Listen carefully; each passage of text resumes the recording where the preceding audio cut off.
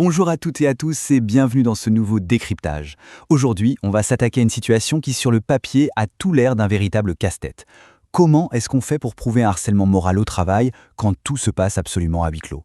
C'est vraiment le dilemme classique et il est dévastateur. Imaginez un peu la scène. Les portes se ferment, les mots blessants fusent, l'isolement s'installe et surtout, il n'y a absolument aucun témoin. Et pourtant, face à ce qui semble être une impasse totale, la justice a récemment offert un rebondissement juridique complètement inédit pour rééquilibrer les forces. On va voir comment.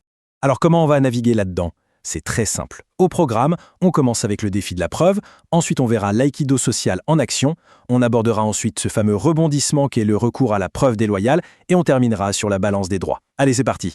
Première étape de notre analyse, le défi de la preuve. Alors, ce qui est vraiment intéressant ici, c'est ce concept d'aïkido social. Dans le monde professionnel, dénoncer un harcèlement, ça ressemble très souvent à un combat complètement déséquilibré, un vrai David contre Goliath. L'employé se retrouve tout seul face à une hiérarchie, avec le désavantage énorme de ne pas avoir de témoins. Mais l'aïkido social, c'est exactement l'art de transformer cette situation d'apparente faiblesse en une position de force. Comment? Eh bien, en utilisant le poids de l'adversaire contre lui. L'idée, ce n'est pas d'attaquer de front quand on n'a pas les armes, c'est plutôt de se servir du déséquilibre de la situation pour construire une véritable forteresse juridique. Et c'est d'autant plus crucial que le harcèlement, par nature, ça prospère dans l'ombre. Les brimades, la dévalorisation subtile, tout ça se passe quasiment systématiquement quand personne d'autre n'écoute. Donc, demander à une personne déjà psychologiquement affaiblie d'apporter une preuve irréfutable et directe, c'est lui demander de gravir une montagne les yeux bandés. C'est incroyablement compliqué. Ce qui nous amène à notre deuxième partie, l'aïkido social en action. Comment est-ce qu'on sort de cette invisibilité? Eh bien, la Cour de cassation a posé un principe qui est franchement libérateur. Elle dit, en substance, que le salarié n'a pas à porter tout seul le fardeau écrasant de la preuve parfaite.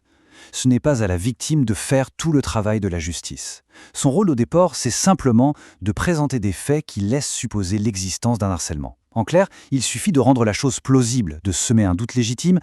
Pour rendre ça plus concret, regardons une affaire réelle issue de nos sources. C'est l'histoire d'une employée dans le service client d'une banque. Elle subissait des remarques dénigrantes tous les jours, sans aucun témoin.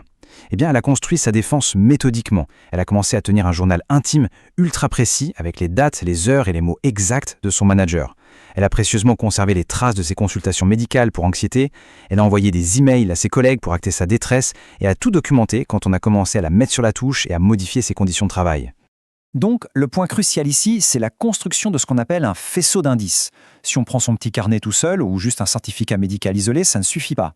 Mais l'accumulation de tous ces petits éléments mis bout à bout, ça tisse une toile. Ça crée une présomption tellement cohérente que, boum, la charge de la preuve s'inverse. C'est ça l'aïkido. D'un coup, la balle est dans le camp de l'employeur et c'est à lui de prouver qu'il n'a rien fait de mal. Et ce renversement, il a des conséquences massives pour les entreprises. D'après la jurisprudence récente, une fois que les indices sont là, une énorme responsabilité pèse sur l'employeur. Il a une obligation de sécurité, c'est-à-dire qu'il doit prouver noir sur blanc qu'il avait pris toutes les mesures préventives possibles et surtout qu'il a réagi à la seconde où il a été informé du problème. S'il ne peut pas prouver ça, il est en tort. Au passage, face à la difficulté de trouver des preuves, on pourrait être tenté de demander à un collègue d'exagérer un peu ou de faire une fausse attestation. Surtout, ne faites jamais ça. Un faux témoignage, ça coûte très cher, jusqu'à 3 ans de prison et 45 000 € d'amende. Le chiffre que vous voyez là, c'est le prix d'un mensonge. Donc, bâtir son dossier avec de vrais indices matériels, comme notre employé de banque, c'est non seulement plus efficace, mais c'est infiniment plus sûr. Et c'est là qu'on passe à notre troisième point qui est un véritable tournant, le recours à la preuve déloyale. Parce que se passe-t-il quand rassembler des indices standards, c'est tout simplement impossible? Il faut bien séparer deux mondes. D'un côté, on a les preuves classiques dont on vient de parler, les emails, les agendas, les certificats médicaux. C'est clair et transparent. Et de l'autre, on a les preuves dites déloyales. Ça, c'est quand il y a dissimulation. Un enregistrement audio fait en cachette dans la poche, une photo volée, une caméra cachée. Et le truc à retenir, c'est que pendant des décennies, ramener ce genre de preuves cachées devant un tribunal civil, c'était un grand non. C'était strictement interdit. Regardons un peu comment ce mur s'est effondré avec le temps. En 2004, la règle est gravée dans le marbre. La preuve déloyale est totalement irrecevable. Avance rapide jusqu'en novembre 2020, première petite fissure. La justice commence à dire que violer la protection des données pour obtenir une preuve, ça ne veut pas forcément dire qu'on la jette à la poubelle. Et là, Décembre 2023, c'est le séisme. La plus haute formation de la Cour de cassation opère un revirement spectaculaire et décide d'accepter l'utilisation de preuves obtenues de manière déloyale. C'est un changement de paradigme total. Pour bien saisir à quel point ça change la donne, on va se pencher sur une deuxième affaire tirée de nos documents.